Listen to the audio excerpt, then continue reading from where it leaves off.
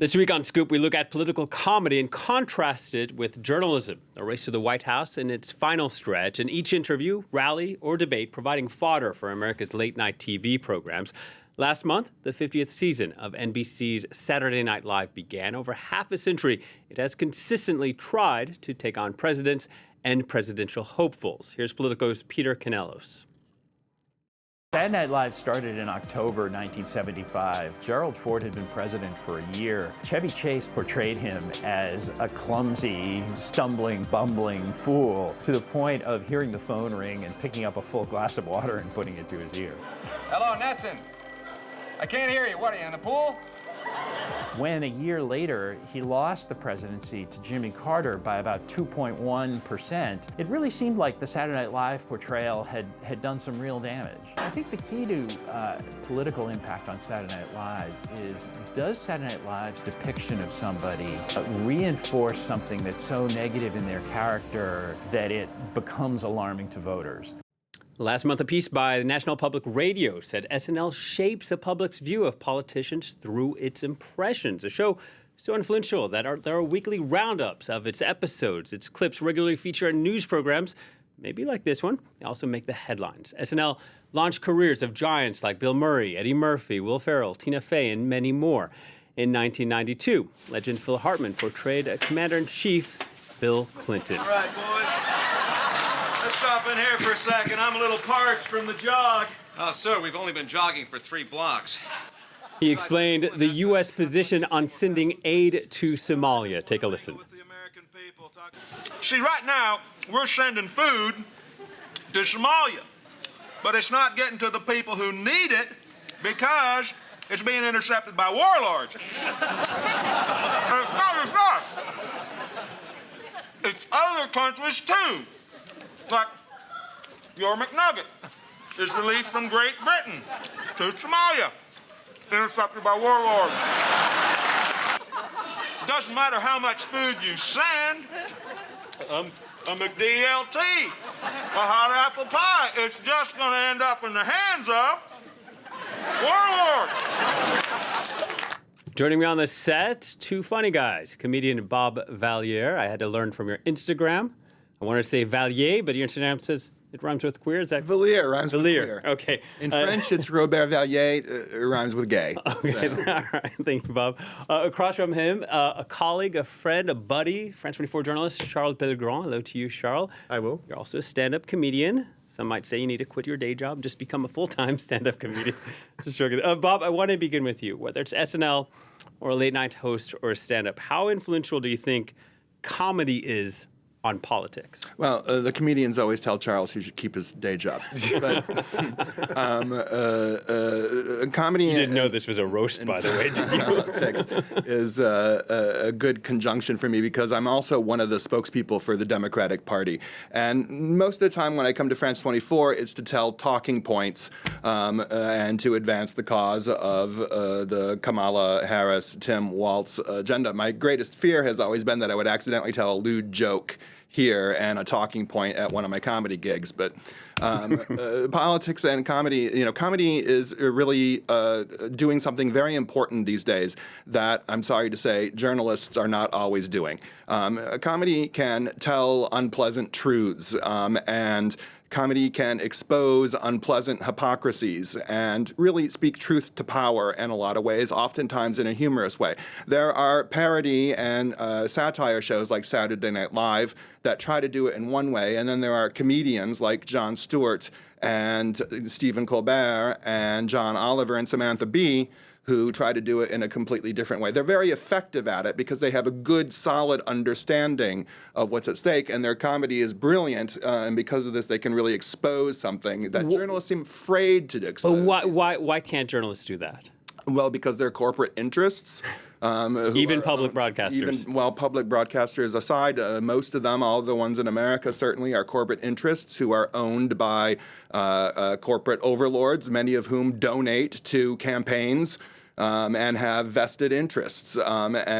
Oftentimes, there's even studies out right now. I spent most of the summer going on TV as the spokesperson for Democrats abroad to defend Biden about the age question, about his cognitive capacity. It was all the time, and there were lots of things that I couldn't say on TV but wanted to say. I told those in comedy clubs instead. There's another dimension here in terms of the difference between journalism and comedy, is that a joke has a wider reach than a fact. It's just going to punch harder than a fact. And there's some things that within the standards and the practices of journalism that you can't do, that comedians can do, that have to do with expressing, in fact, an opinion. Is there room for humor in journalism, in the news that you and I are doing? I think in hard journalism, where you are supposed to deliver facts that are devoid of any kind of subjective truth, it's really hard to point out anything that's funny. I mean, even pointing out someone's appearance as being strange, like Donald Trump's appearance is fundamentally strange. He's an orange man with a fake haircut, and he's been on TV for the last 10 years like that, and journalists can't phrase it that way, but comedians can, and they've done it over and over again. And that's just because we have different standards, different practices, and we fundamentally have different goals. Comedians are trying to make people laugh, sometimes in the process of doing that, exposing a truth. Perhaps there's a court gesture element of putting people in power back in their place. Journalists are here to just tell the truth without any subjective opinion. Yeah, you mentioned Donald Trump. The ratings, the late night shows, and the infotainment ones like Jon Stewart, Stephen Colbert, and then the late night talk shows, they saw a ratings boost during the Trump presidency. A lot of talk among Democrats that Trump is bad for democracy. Great for comedy. Well, I was going to ask you, is he good for comedy? Yeah, sure. He's great for comedy. He doesn't have to be president to be great for comedy. Alec Baldwin said he might have been satire resistant. Potentially, but if the media had also been doing its job during that time and actually asking hard questions and investigating things in complement with what comedians were doing, that satire might have worked better. There is a risk always to satire, though, and to take this cats and dogs thing recently. It's now become a disco hit. You see everybody on Instagram dancing with their shirt off, some ridiculous dance to some disco remix of it. They're eating cats and dogs, which is cute. It's funny. But the danger there is that it normalizes it. It neutralizes it. It makes it less important politically. That was some of the really criticism of Alec Baldwin's impersonation of Donald Trump, was that it was perhaps too cute, too funny, that it didn't go far enough to talk about him, and some of the cases he faces. It focused on sort of personal tics, and that satire should have a profounder element to. I would agree with that critique, which is why I think people like Jon Stewart and John Oliver do it best. They don't rely on a cute, well-made-up imitation to do the job. They actually, use reason to expose what needs to be exposed in a humorous way. And I think that's much more effective and much more trenchant. And the imitation is really good and actually adds to political commentary, but they need to be together. I mean, a really good example of that historically is obviously Charlie Chaplin's movie, The Great Dictator, which really combines both those things really well and really spoke truth to power at a time and didn't do anything to humanize Adolf Hitler, obviously. Given all that, Charles, do you think that people, I'm speaking about the U.S. public here, do you think they trust comedians more than they trust journalists? I think currently in the media landscape as it exists, there's an equal footing between all kinds of different media channels, whether it's France 24 in English that's streaming on YouTube currently, or people listening to comedians' podcasts, whether it be Joe Rogan, Bill Burr, or other people who might be more aligned with the Democratic Party. And people don't have to tune into the nightly news the way they did before. Sometimes the people's media diets are entirely these podcasts. And there's an issue here of having someone who's informed and making informed commentary about current events being on an equal pedestal with someone who is building their whole media empire on biased facts. Bob, would you have any advice for anyone that might trust a comedian more than a journalist? Or there be a warning? Read more widely,